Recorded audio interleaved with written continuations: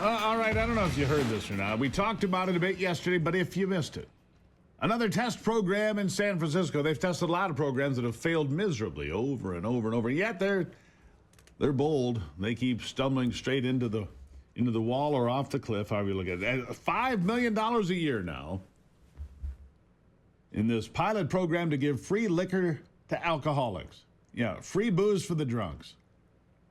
I mean, seriously? Free vodka, free beer. I don't know if wine's on it, but vodka and beer I saw on the list, right? Irvin Lee is a former addict, now leads a faith-based recovery program called From Beer to the Bible. Better plan than just handing out free vodka, I guess. Irvin Lee, nice to have you here. Hey, thank you for having me on the show today. Greatly appreciate it. Look, I have never heard of a worse idea in my life. I mean, we're going to give away heroin? Meth, crack? Well, what are we giving away next in San Francisco? I mean, have they lost their collective minds?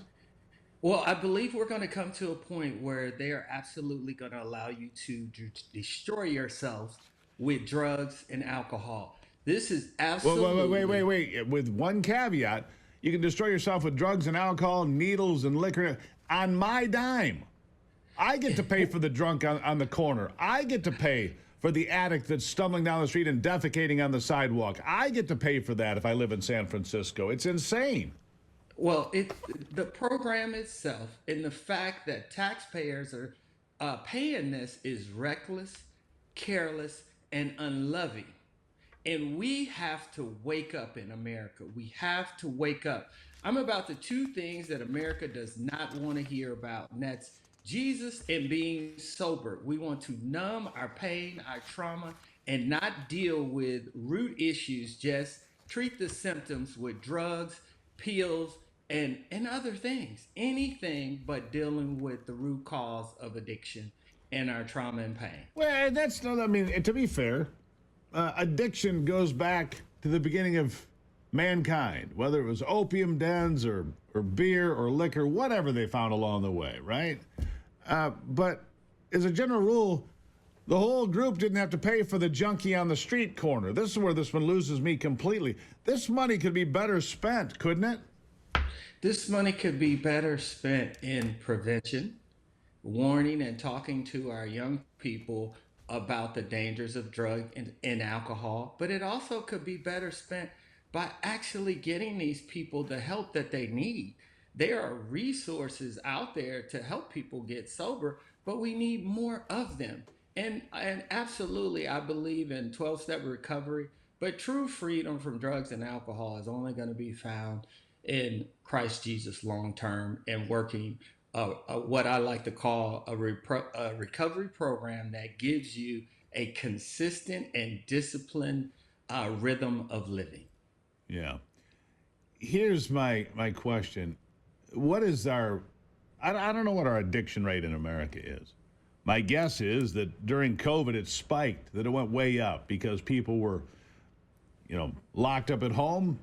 They lost jobs, different things went on. They were bored, I suppose. So they started drinking at 9 in the morning. Probably lots of problems from addiction that came out of COVID, isn't there? There's a lot of problems that came out of COVID, but quite honestly, addiction has been growing because of, one, there's the pills that people get. Yeah, the prescription stuff. Prescription pills have caused a spike in addiction.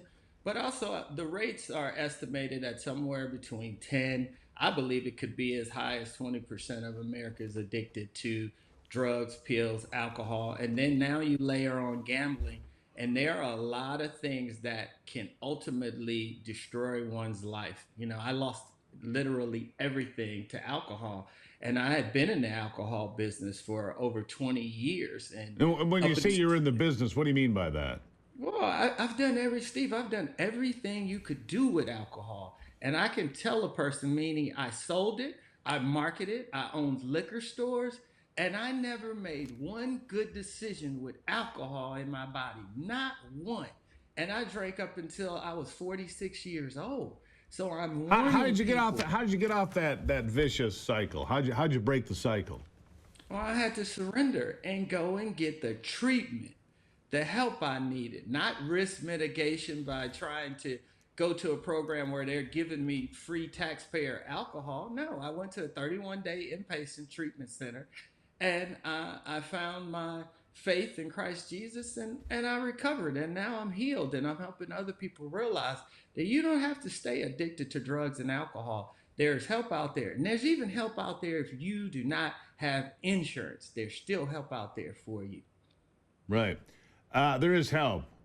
Church-based organizations, nonprofits out there. There are places you.